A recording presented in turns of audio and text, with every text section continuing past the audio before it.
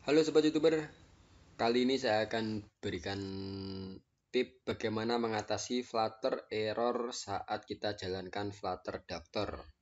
Seperti Flutter and Dart plugin not installed di Windows 10. Caranya itu cukup mudah. Pertama kita jalankan Flutter channel dev di command prompt. Kita tunggu sampai proses selesai ya.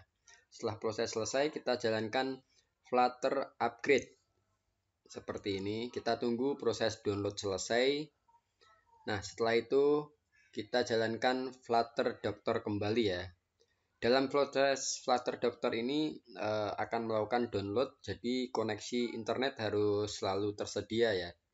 Kemudian tunggu beberapa saat sampai proses finish dan selesai. Jalankan kembali Flutter Doctor untuk melihat status dari Flutter apakah sudah berhasil atau belum.